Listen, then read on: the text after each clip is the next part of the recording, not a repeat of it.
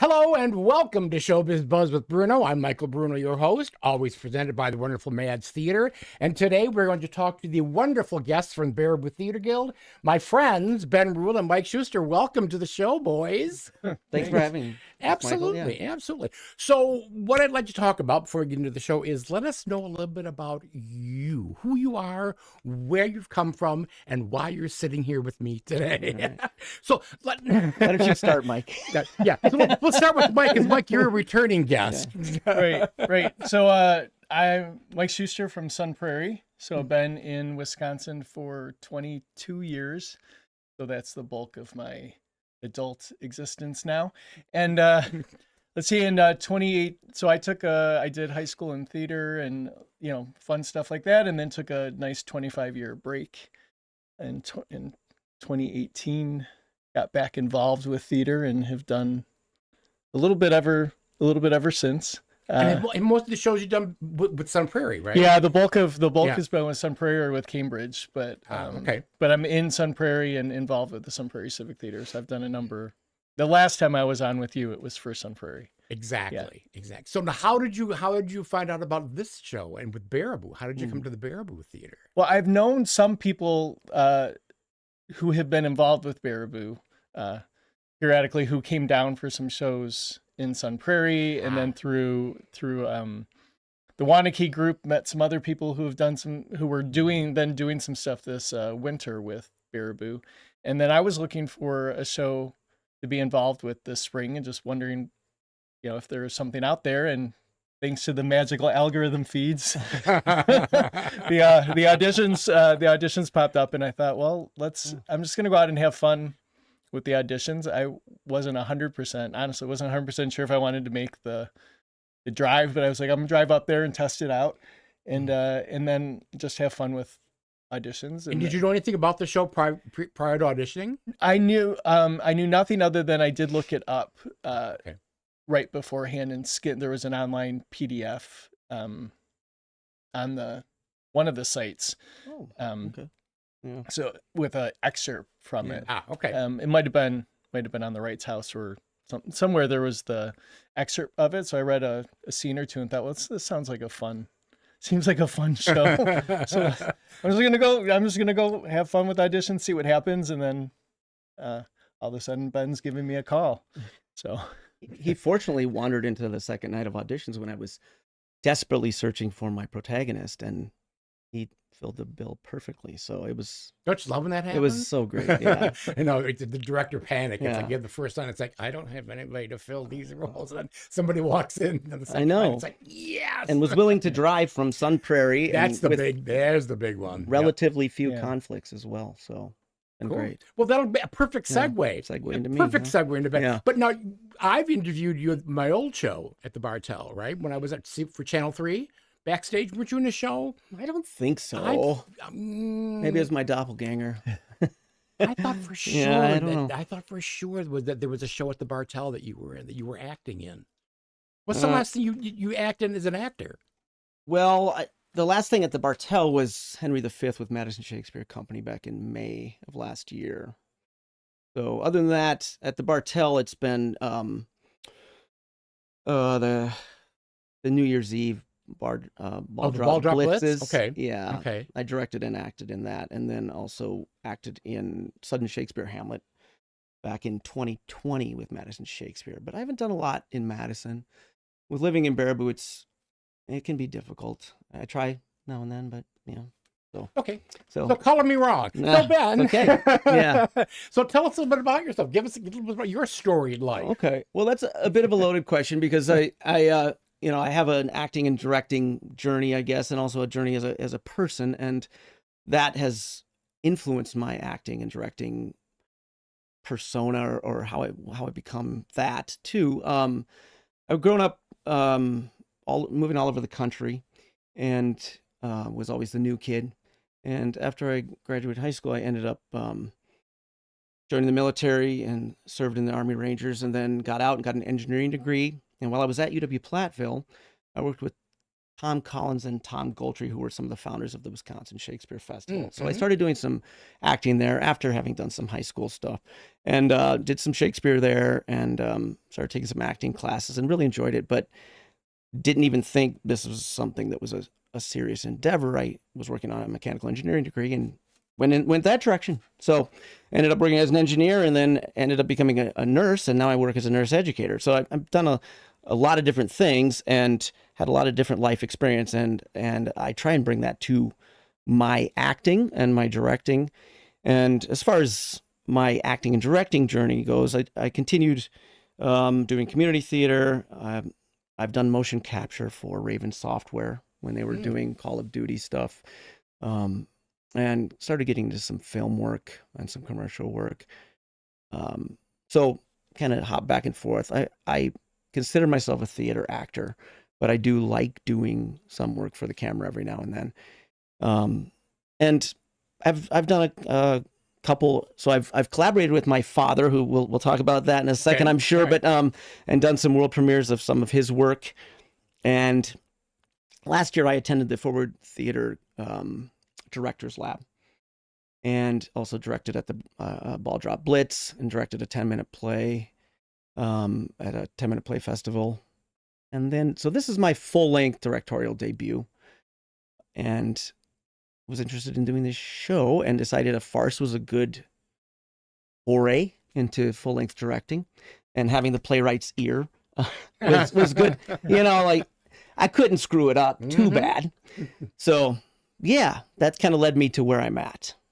Does that answer your question? Absolutely not. So let's continue. So let's continue with talking about A Crooked French Affair, which is written by your dad. It is, and it's was part of the Wisconsin world premiere. Yeah, world premiere. It's world premiere Wisconsin. So my father's Kim Rule. He wrote this play, I think probably in 2022, and it was part of world premiere Wisconsin in 2023. It was performed by Fond du Lac Community Theater.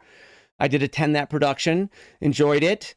And then I don't think it's had any other production history since then. But when I decided to propose my father and I had talked about proposing a show to Baraboo Theatre Guild, and this was the one that we talked about. I proposed it last year, it didn't get selected, and then this year it did. So yeah, there's a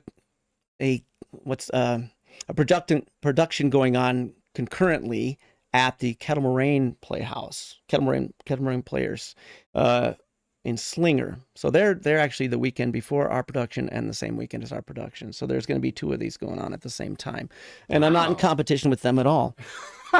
So that's kind of cool. It is kind of cool, yeah. Tell me a little bit about your dad's other work. This is not his only show, right?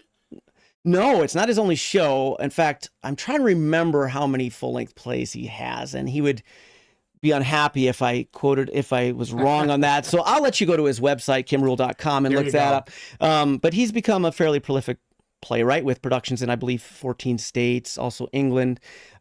His first full-length play, Kalispell, was actually produced off Broadway. So he started writing he wrote a screenplay called Saved at Nob Hill Manor. And he actually went out to LA and got an agent and pitched this screenplay, and nothing ever happened with it. He ended up turning it into sort of a trashy novel. And if you read it, you'll understand why. Oh, okay, cool. But I believe he was taking some classes at the Guthrie up in Twin Cities. And if I'm quoting him, so I hope I get it correct, but someone told him that if you like writing dialogue so much, Kim, you should write a stage play. So he went that direction, and it's been great. He's done really well. So yeah, it's awesome, and it's great working with him and collaborating with him on stuff. So from the time you saw the first production, yeah, and this one, has he changed it? Has he tweaked it? Did you sit and talk about things? He did. So some of the feedback he got was that the second act was a little short, so he added in a scene. 2-1 is actually an addition. So he's never seen that scene before, it'll be fun because he'll be at the production and he'll get to see this. It's kind of the theater games, the warm-ups before the dress rehearsal of the play within the play. So you can imagine how the hijinks that are involved in that. So yeah. Yeah. Good. So Mike, tell me about your character. Who do you play? Who is he? What is he? What does he want to be? Yeah. So I'm playing Perry. Perry is the junior high English teacher. who is a wannabe playwright and director. So he's written this play and he wants to get it produced. So he shows up at the local Pitti Falls Community Playhouse to pitch the play to the board of directors. There's a whole bunch of series of turn of events that sort of leads to that situation for him, but he's trying hard to get this play produced, and it ends up getting selected. And then he has to do casting, but it's a small town and there's obstacles and challenges he has to face with turnout and the people that he has to work with. And so he has to learn how to navigate that and sort of shepherd this group of misfits and big personalities together, and sort of step into his own as a director through the process. So he starts out, very uncertain of how this whole director thing is supposed to work. Is he the teacher? Is he does that translate into directing? And approaching it all, and through all of it, there's an underlying, he sees himself as wanting to appeal or inspire to the levels of stoicism and the ideals of stoicism, but he's discovering through the whole thing he's not very good at it.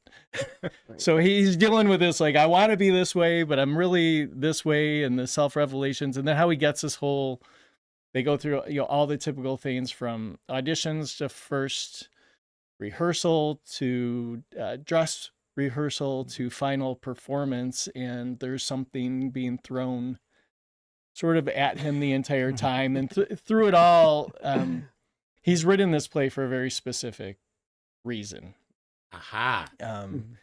Yeah. Is it okay to give that part away? I think it's okay. Yeah. So he's trying to woo his wife back to him. She's left him for another man in town who just happens to be the husband of another one of the characters in the play. So there's that sort of tension, and he's trying to woo her back. He's hoping this play is going to do it. And through it all, he's going through the self-discovery of, am I going to get her back? Am I not going to get her back? Right. Are there new Are there new love interests popping up in the meantime here? Where's that going? Is he's sort of discovering all these aspects of life again. And how many people are in the cast with you? There's 10 of us in the cast.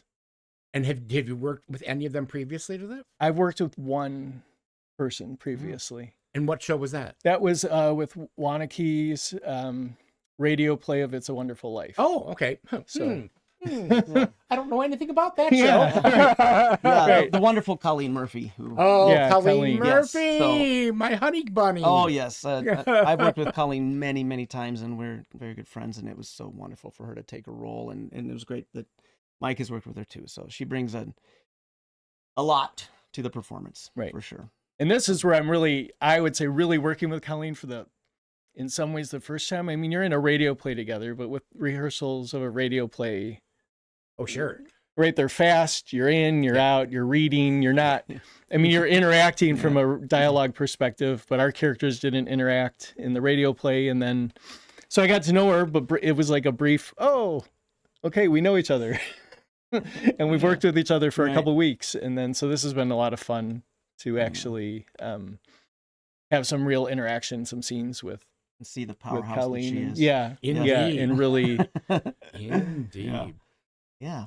So you're still in the second week of rehearsals? How long have you been rehearsing so far? No, we've been rehearsing for quite a while. In fact, we open 2 weeks from this coming Thursday. So you're getting ready. You're getting ready to make a big move. Yeah, we had a fairly long rehearsal process. I wanted to do some table work initially, which isn't generally afforded to community theater, but it was something that I, did with Madden Shakespeare Company, and I really enjoyed that. And I just decided, well, why not try and throw that into the rehearsal schedule, and start with a few days of that. And also with spring break and different school districts, I ended up just scheduling a longer rehearsal period, and trying to do Monday through Thursday shorter rehearsals. And so it's working, but we're in the off book, like no calling for lines next week kind of stuff. And yeah, it's getting down there. kind of scary. And then this will be performed at the Al Ringling Theater in Baraboo. The correct? historic Al Ringling Historic. Theater. You gotta Yes. put the You gotta historic. put Yes, that in gotta there. get the Yeah. title in there. Yeah, it's a beautiful space. It's really well designed for musicals and big, shows like that. Actors will be mic'd in this performance. It'd be tough to fill that space with sound without mics. And there is an orchestra pit, but we've tried to move the action out as much as possible. The good thing about this play, and I don't want to give away too much, but it all takes place on the stage of the Pitti Falls Community Playhouse. So it starts off with the board having their board meeting, and for some reason they meet on the stage, right? They set up a table and meet on the stage of their playhouse. Why not? It's a pretty gorgeous playhouse for them to be meeting in, but they meet there to select their play. Then the next scene is auditions on the stage, and then rehearsals on the stage. So every scene takes place on a theater stage. So because of that, let's just say we're turning the Al Ringling Playhouse into the Pitti Falls Community Playhouse. And so using the full space, and the audience will have to come see the show to see exactly what we're doing with that. But it'll be a little different than a lot of productions I think people are used to seeing, using the space that way and trying to bring the action out front a little bit more for the audience and make them a little bit more immersed in the whole process. So I'm sorry. Is this a musical? Not at all. Okay, so you said it's a great place for music. I said it was music in here. Yeah, I mean this play would work well in a black box theater for sure. Okay. But the Al Ringling Theater is what we're doing it in, and it's beautiful. It's gorgeous. If you haven't been there before, it is quite stunning. They did a beautiful restoration on it. 750 seats or something like that. So if we sell out, that would be a wonderful problem to have. It probably won't happen. And but you do how many shows are you doing? 4? We're doing 5. So okay. we were only allotted one weekend there, and we ended up doing a Thursday night, Friday night, Saturday night, also a Saturday matinee and a Sunday matinee. So 5 total shows. Yeah. And does the Baraboo Theatre Guild do all their shows there, or where or they just kind of bounce around whatever venues available? Well, they've done shows at the Baraboo Arts Building, and in that venue they've had to build a stage in the corner. Okay. The platforms, build a stage, and there's some columns that kind of block sight lines. There's a bar, so that's nice. It's not an ideal place for plays necessarily. They've also done shows at UW Baraboo, but now with UW Baraboo shutting down, that's not an option anymore. So the Al Ringling is going to be where things at for the foreseeable future. And hopefully someday we'll end up with a nice performing arts center or something like that, like Sauk. And you guys have something like that in Sun Prairie, right? Or The high schools. No, well, Portage does. Yeah. So you have the high school thing, yeah. So do you may not even know the answer to the question. Yeah. What are they going to do with that campus? Oh boy, I think that's up for debate. Unfortunately, I think that most likely it will end up getting sold out for condos, unfortunately. But I hope that doesn't happen. Yeah. I have so many great memories there. I did theater there 25 years ago, probably, with Mark Waddell. And it's a wonderful campus and a lot of great memories there. So I hope something could happen to turn that into some kind of educational center or, a place where stuff like that can happen. Yeah. Yeah. Wow. Yeah. There you go. It's sad. That It's is like the sad. death of No, an that era, is- kind of, That is really sad. Yeah. So, Mr. Schuster, Yeah. I think as I'm going through the fog windmills of my mind, I think the last time I saw you, you were exiting the theater before intermission. Which theater? It's possible. I'm gonna say I'm trying to think of the name of the play. But didn't you leave in an ambulance? Oh, that show. There's a story here. There's a big story. I haven't there. shared this story with Ben. Doesn't know this story. That's the last Oh, boy, time do I wanna know I it? think I saw you. You might need a drink after Yeah. this story. Exiting yes, out that from was an ambulance. Oh yes. my God, that was just so weird. I didn't know you saw the ambulance, but yes, that was 40 minutes prior to curtain. Yes, that's what it was. Yes. Oh my And so God. yes, we had that was the Sun Prairie Civic Theater's performance of Murder on the Orient Express, That's it. That's it. where the lead went out 40 minutes prior to Curtin in an ambulance with other people already filling in for other things that went wrong that weekend. It was so we're not here for like 2 hours, and now we've got everybody in. It's a great story. It is a great story. So I'll try to keep it short. This was a one of those instances we now where the first weekend of performances was near perfect. Like all of us were like this like it couldn't have gone better. The second weekend of performances, the wheels literally came off the train. And if you when you live through what we lived through the second weekend, you understand how plays like the play that goes wrong get written. Based in reality of something that can actually happen. Nice. So we have so Friday night opens up, and at the top of the second act, Hercule Poirot pulls out a bloody dagger. And as he pulls out the bloody dagger, one of our other cast members throws up on stage. He just lost it. You have to improvise, right? So Hercule Poirot is saying stuff like, I guess he doesn't like a bloody dagger in a French accent, and the audience is laughing.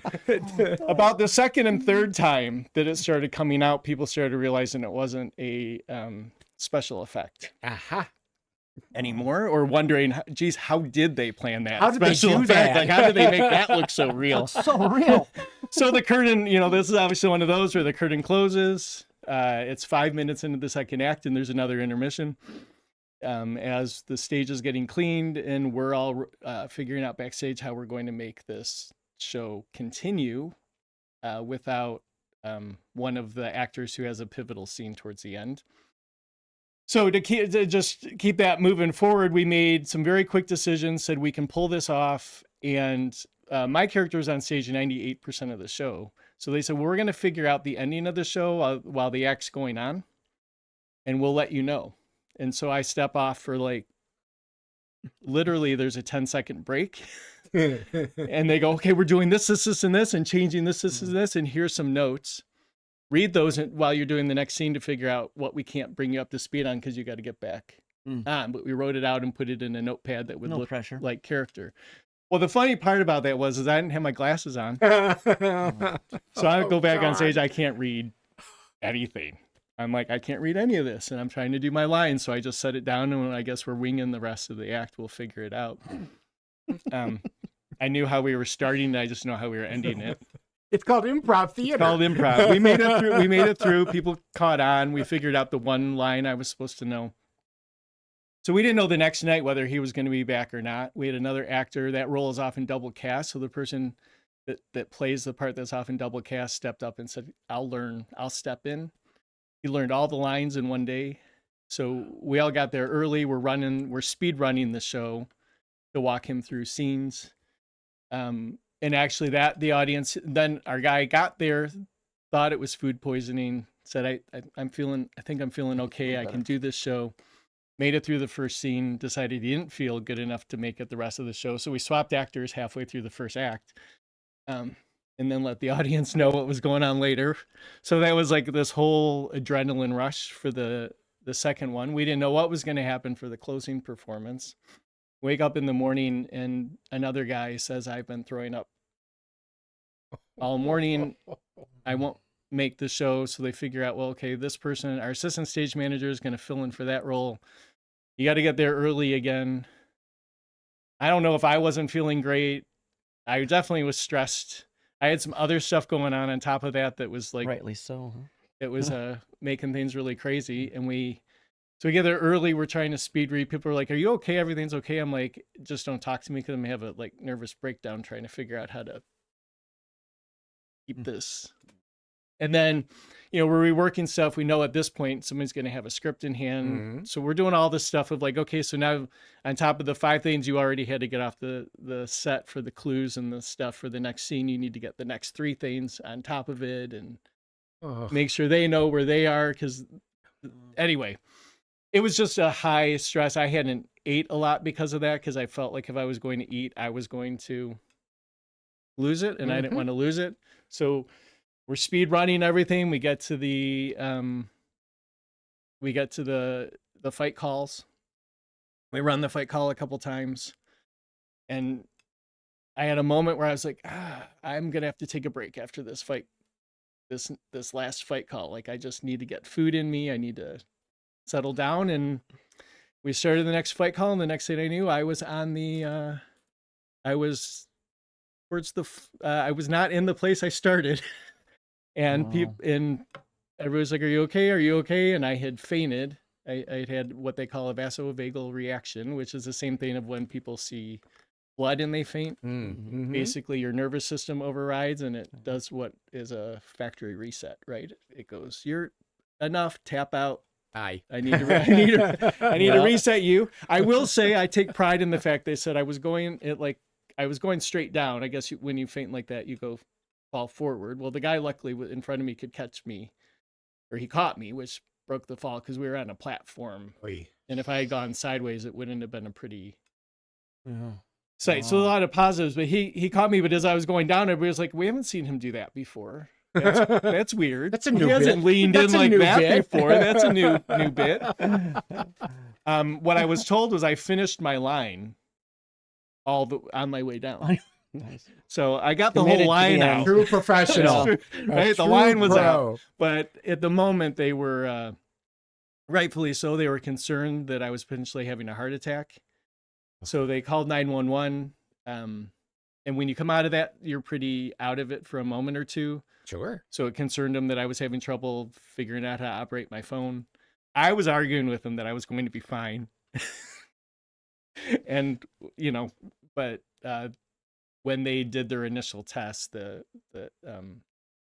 EMTs, they were nervous I was having a heart attack as well. So they loaded me up and carted me out. And so, yes, 40 minutes prior to curtain, they were like, "What do we do now?" But the husband who's acted with us a lot, of somebody who was in the show, had come in to help with stage crew that day because our assistant stage manager was jumping on stage for the other role.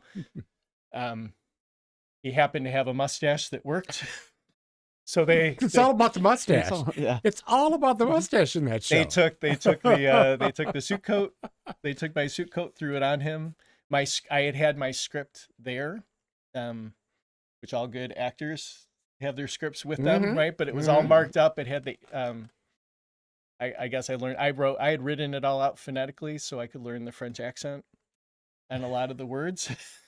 So because I wanted to memorize it that way, and I didn't know all of that. So anyway, so they bound that script so it wouldn't look like a script, and sent him out on stage to read the part to fill in. So the show did go on. It did. And we kept on thinking, what's going on? Yes. What's going on with this show? This is kind of interesting. Right.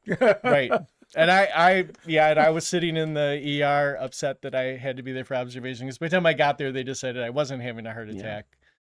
But they needed to observe me for 3 hours, which meant Right. And as an actor, to miss your final performance of a show was pretty. Well, especially since you had such a great first weekend. It was, and even the second was very memorable. Yeah. It was very memorable. Exactly.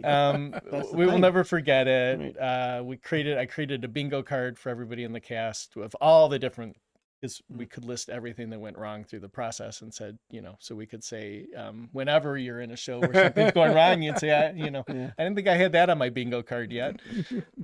So it is a show that will be remembered for a long time.